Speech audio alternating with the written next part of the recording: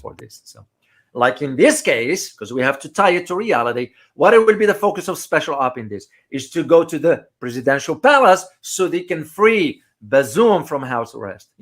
Well, here is again the counter argument to that. As a former military, I will think in terms, what makes me think, if I am to be part of that team going there, what makes me think that they're gonna keep Bazoum in that location? They'll move him elsewhere, which is a normal practice to happen. So the special op can go and find nothing there. So this is why I'm saying, yeah, they could move Bazoum, the president of Niger, because he's still under the title of president as of today, to undisclosed location. So that's one, which is not going to work. We'll go to second option. Second option will be about an airdrop. And this, what do I mean by this? This has to do with the establishments of a military aviation bridge. Think of it like what took place in Iraq with the Kurds, no-fly zone. Okay, the limitations of certain movements in space, so in airspace rather. So this is, for example, in addition to that, to do this, you're going to have to occupy the airport. You're going to have to occupy any airport closer to the capital, Niamey, okay? And the rest of other airports, because you don't want to leave any location, airport-wise, from being not under the control, so the other forces can move in. So then you move from there towards vital and basic institutions. Like I said earlier, the parliament, the presidential palace, the TV stations, and so forth.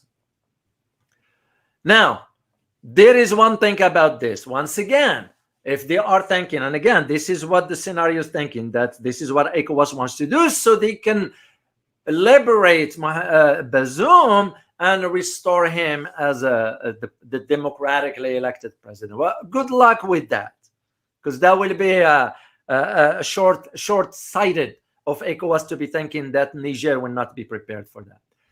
And this is why this option will undoubtedly face serious obstacles. Here is why.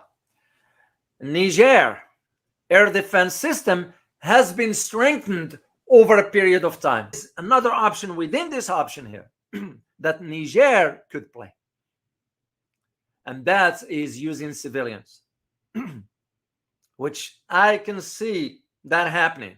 So you turn civilians into human shields. How do you do that?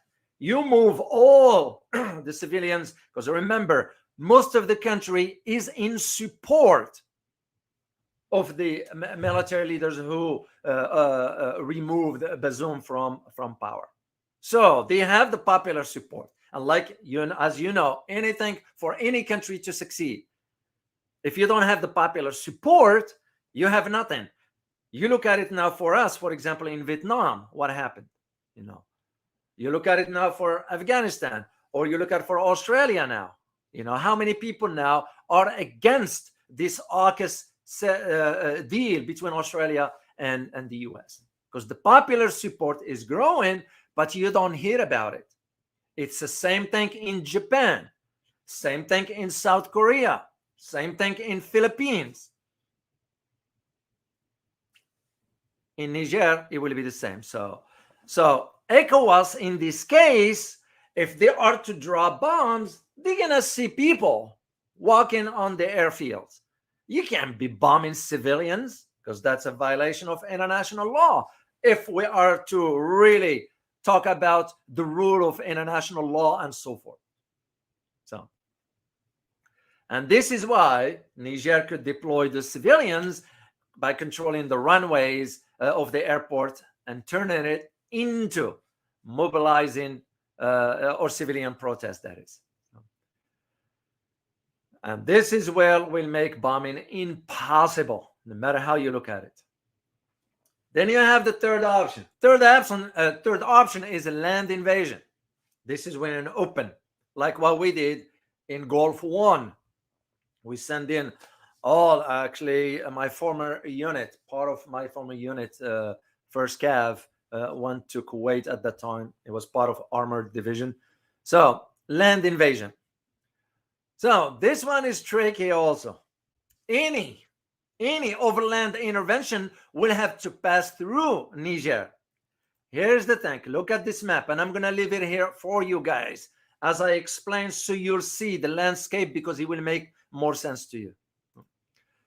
So any intervention will have to pass through Niger's border with Nigeria, Benin, or both, and move via either highway, because that's the only way you get to Niamey, the capital of Niger. So this option is the most difficult in practice. Why? It's because the distance. ECOWAS army must cross the border exclusively from Nigeria or Benin, which requires it to travel hundreds of kilometers. As a matter of fact, I looked at the geography of it. For them to reach the capital in Niger, Niamey, the Nigerian border is about 260 kilometers, or about 161 miles. Just think about it, away from Niamey. While the distance between the two capitals, Abuja in Nigeria and Niamey in Niger, is about 922 kilometers, or 520 miles, or 570 miles. I'm sorry, 570 or 72 miles. So you can just see it's a long march. We used to do in the military, we do the road march. You walk for about 5 hours or 6 hours, but not that kind of distance. There is no way. Let alone you carrying your gear or about 70 pounds over your back.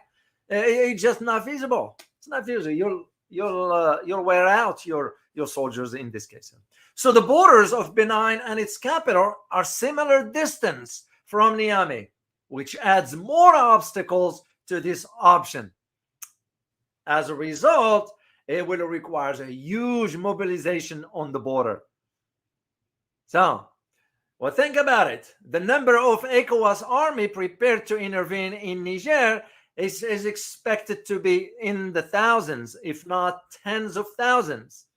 So the mobilization of this number with its men, equipment, in such a short time is very in a limited area from several countries. It requires a lot. It requires time, it requires great effort, and perhaps even foreign assistance. Yeah, there is no way they can do it on their own. So here's the reality of this particular option, the land invasion, that is. A long-term march of any army of thousands of soldiers with their multiple means and capabilities, meaning equipment, which could make this army vulnerable to multiple ambushes, that is, from armed groups, popular resistance battalions, and mainly from the Niger army.